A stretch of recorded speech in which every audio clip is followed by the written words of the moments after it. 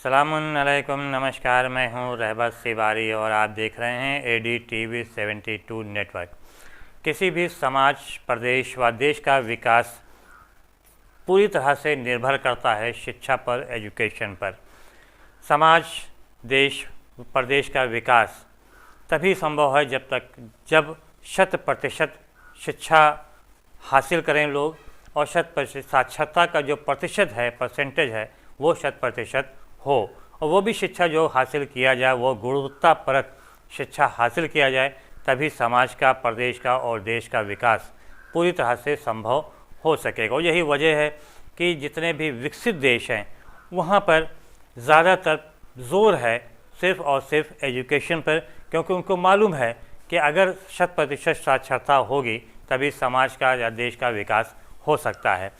विकासशील देशों में से एक माने जाने वाले भारत में भी शिक्षा पर जोर तो दिया जा रहा है, लेकिन जिस प्रकार से होना चाहिए उस प्रकार से शिक्षा पर फोकस नहीं किया जाता। अन्य चीज़ों पर तो फोकस बढ़ चढ़ कर किया जाता है, ख़ासतौर से राजनीति पर, ध्रुवीकरण पर तो ज़ोर शोर से बातें की जाती हैं, लेकिन जब शिक्षा की बात आती है तो वहाँ पर गोल मोल बातें होने लगती हैं। बहरहाल फ़िलहाल देखा जाए तो बीते कुछ वर्षों से देश में ज़ोर हो रहा है इंग्लिश मीडियम शिक्षा हासिल करने का, इंग्लिश मीडियम से शिक्षा हासिल करने का।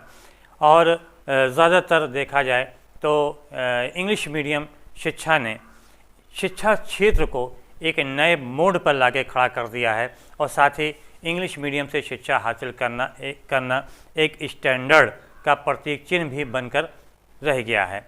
ये अलग बात है कि ये इंग्लिश मीडियम से शिक्षा जो हासिल किया जा रहा है ये कितना कारगर साबित होता है ये तो पता नहीं, हालांकि ये आने वाले समय में ही पूरी तरह से साबित हो सकेगा कि कितना कारगर ख़ासतौर से हिंदी भाषी प्रदेशों में ये साबित होगा।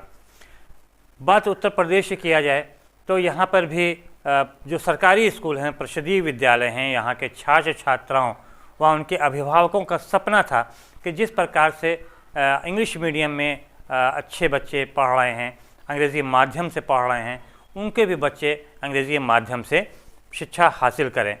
इस चीज़ को सरकार ने गंभीरता से लिया और बीते वर्षों में उत्तर प्रदेश के परिषदीय विद्यालयों को एक एक कर अंग्रेज़ी माध्यम का दर्जा प्राप्त होता रहा। मौजूदा समय में पूरे उत्तर प्रदेश में 10,000 से अधिक परिषदीय विद्यालय ऐसे संचालित हैं जहां पर अंग्रेज़ी माध्यम से शिक्षा दी जा रही है।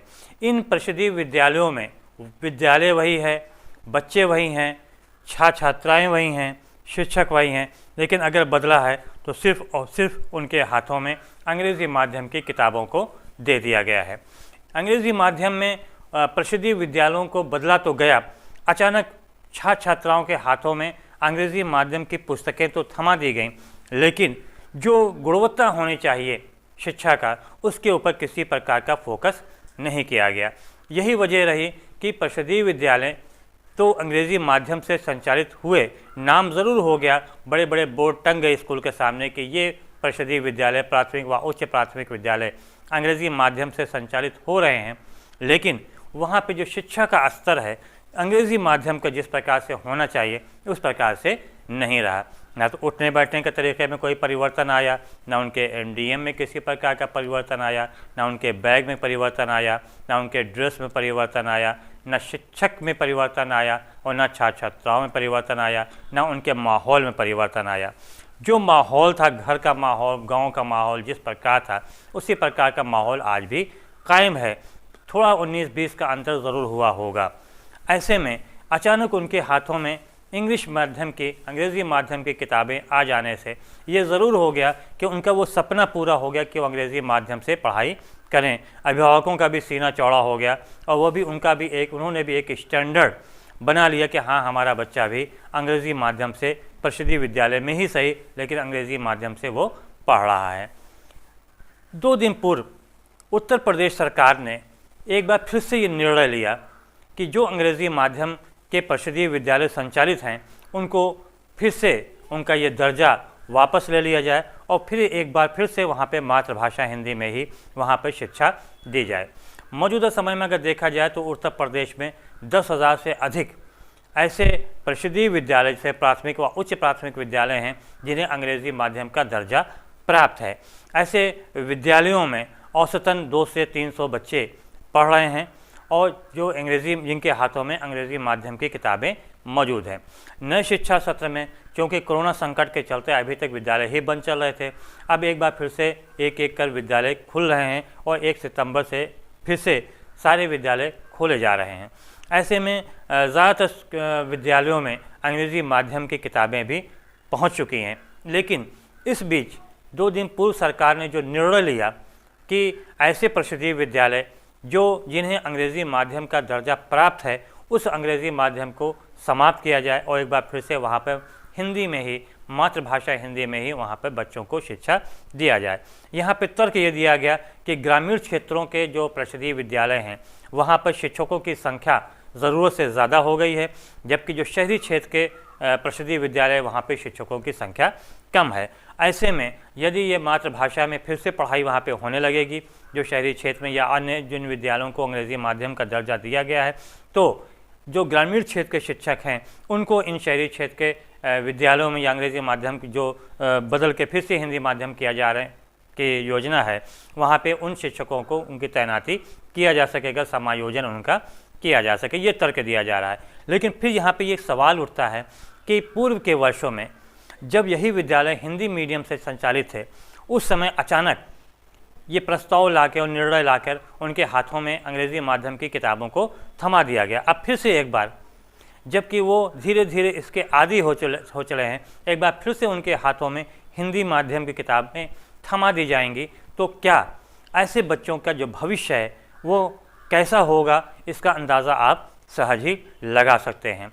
या उनके ऊपर कितना प्रभाव पड़ेगा, उनके मानसिक पर कितना असर पड़ेगा, उनके अभिभावकों पर किस प्रकार का असर पड़ेगा, इसका भी अंदाज़ा आप सहज ही लगा सकते हैं। क्योंकि जो 10,000 से अधिक विद्यालय अंग्रेज़ी माध्यम दर्जा प्राप्त परिषदीय विद्यालय संचालित हैं, इसमें हमने बताया है कि औसतन 2 से 300, कुछ विद्यालय में तो 400 तक बच्चे शिक्षा हासिल कर रहे हैं। इन्हीं विद्यालयों में जब ये हिंदी माध्यम से संचालित है पूर्व में, तो इन्हीं विद्यालयों में 50 से 60 बच्चे पढ़ा करते थे, 70-80 बच्चे पढ़ा करते थे। लेकिन जब इनको अंग्रेज़ी माध्यम का दर्जा दिया गया तो यहाँ पे बच्चों की संख्या अचानक बढ़ गई और इनकी संख्या 2 से 300 से 400 तक पहुँचने लगी। प्रदेश के कई कुछ विद्यालय ऐसे हैं अन्य ज़िलों में जहाँ पे परिषदीय विद्यालयों में 300 से 400 तक के बच्चे ऐसे अंग्रेज़ी माध्यम दर्जा प्राप्त परिषदीय विद्यालयों में शिक्षा हासिल कर रहे हैं। वो इसलिए भी क्योंकि एक तरफ तो उनको अंग्रेज़ी माध्यम में शिक्षा मिल रही है, दूसरे इनको दोपहर का भोजन भी मिल रहा है, निःशुल्क किताबें मिल रही हैं, निःशुल्क ड्रेस मिल रहा है, निःशुल्क किताबें मिल रही हैं और बैग, जूता, मोज़ा उन्हें निःशुल्क प्राप्त हो रहा है। तो ऐसे में अभिभावकों का भी रुझान ऐसे अंग्रेज़ी माध्यम परिषदीय विद्यालयों की तरफ धीरे धीरे बढ़ने लगा था। हालाँकि अब जबकि सरकार ने एक बार फिर से निर्णय लिया है कि ऐसे विद्यालयों को फिर से परिवर्तित किया जाएगा, हिंदी ही माध्यम में और मातृभाषा में ही पढ़ाई किया जाएगा। तो ऐसे में ज़्यादातर इस प्रकार इन संबंधित विद्यालयों में पढ़ रहे बच्चे एक बार फिर से अंग्रेज़ी माध्यम से वंचित हो जाएंगे। हो सकता है कि एक बार फिर भगदड़ मचे और ये बच्चे वहाँ से निकलकर किसी अन्य कॉन्वेंट स्कूलों में पढ़ाई करने लगें। बहरहाल ये जो समय समय पर शिक्षा के साथ उपयोग किया जा रहा है, इसे प्रयोग ही कहा जाएगा कि प्रैक्टिकल किया जाता है, ख़ासतौर से शिक्षा के ऊपर। तो इस तरह का प्रैक्टिकल समय समय पर जो करा जा रहा है, नई शिक्षा नीति के ही तहत चाहे किया जाए, चाहे जिस तरीके से, इसके ऊपर चर्चा नहीं है। लेकिन चर्चा इस बात की होनी चाहिए कि जो समय समय पर विद्यालयों के ऊपर, शिक्षा के ऊपर प्रैक्टिकल किया जाता है, इसका इन विद्यालयों में पढ़ रहे बच्चों पर कितना प्रतिकूल प्रभाव पड़ेगा, इसका भी ध्यान रखना चाहिए। क्योंकि जो बच्चे इस माध्यम में अब पलने बढ़ने लगे हैं, उनके ऊपर किस प्रकार का प्रभाव पड़ेगा। क्योंकि अब एक आम बात हो गई है कि अंग्रेज़ी की सख्त ज़रूरत भी है हर जगह पे, सभी माध्यमों में हर जगह अंग्रेज़ी की ज़रूरत है। ऐसे में अंग्रेज़ी आनी चाहिए, ऐसा नहीं कि अंग्रेज़ी नहीं आनी चाहिए, अंग्रेज़ी नहीं पढ़ाई जानी, अंग्रेज़ी आनी चाहिए, लेकिन साथ साथ जो उनके अन्य सब्जेक्ट हैं, खासतौर साइंस, मैथ है, वो भी उनका मजबूत होना चाहिए। बहरहाल ये तो आने वाला समय ही बताएगा कि जो नया प्रयोग सरकार, उत्तर प्रदेश सरकार करने जा रही है, जो ये अंग्रेज़ी माध्यम का दर्जा वापस लेने की प्रक्रिया शुरू की गई, घोषणा की गई, निर्णय लिया गया है, इसका कितना प्रतिकूल प्रभाव संबंधित विद्यालयों पर पड़ेगा, ये तो आने वाला ही समय बताएगा। दोस्तों, दूसरी चीज़ कि कोरोना एक बार फिर से पाँव पसारने लगा है। देश के ख़ास तौर से केरला साइड में उधर से देखा जाए तो वहाँ पर कोरोना बड़ी तेज़ी के साथ बढ़ने लगा है और देश में भी पिछले 2-3 दिनों में कोरोना संक्रमितों की संख्या अचानक वृद्धि होने लगी है। ऐसा माना जा रहा है कि कोरोना संक्रमण की संभावित जो तीसरी लहर है वो धीरे धीरे पाँव पसारने लगी है, क्योंकि विदेशों में खासतौर से अमेरिका में देखा जाए तो प्रतिदिन 1 लाख से अधिक कोरोना संक्रमित सामने आ रहे हैं। पिछले 2-3 दिनों में भारत में भी 40,000 से ऊपर कोरोना संक्रमण के नए मरीज़ सामने आ रहे हैं। ऐसे में बहुत ज़रूरी है कि एहतियात बरता जाए। घर से अत्यंत ज़रूरी कार्य पड़ने पर ही बाहर निकले। ख़ास तौर से बच्चों, जैसा से बात की जा रही कोरोना संक्रमण की संभावित तीसरी लहर में बच्चों के ऊपर ज़्यादा असर पड़ेगा, तो बच्चों पर ख़ास तौर से विशेष तौर पर ध्यान दिया जाए। ज़रा सा भी अगर उनकी तबीयत ख़राब होती है तो तत्काल विशेषज्ञ से संपर्क करें और समय पर समुचित इलाज सुनिश्चित करें। अत्यंत ज़रूरी पड़ने पर ही घर से बाहर निकलें। सोशल डिस्टेंसिंग का पालन करें और घर से बाहर निकलने के दौरान मास्क ज़रूर लगाएं। भीड़ भाड़ वाले क्षेत्रों में जाने से परहेज़ करें और जहां तक कोशिश करें समय समय पर ख़ुद को सैनिटाइज भी करते रहें, क्योंकि एहतियात के आधार पर ही कोरोना संक्रमण को बढ़ने से रोका जा सकता है। ऐसे में सावधानी बरतें, सुरक्षित रहें। तो दोस्तों, अगर आपको हमारा ये वीडियो पसंद आया हो तो ज़्यादा से ज़्यादा लाइक कीजिएगा, शेयर कीजिएगा, कमेंट कीजिएगा और जो लोग हमारे चैनल पर नए आए हैं वो सब्सक्राइब ज़रूर कीजिएगा। शुक्रिया, धन्यवाद, जय हिंद, जय भारत।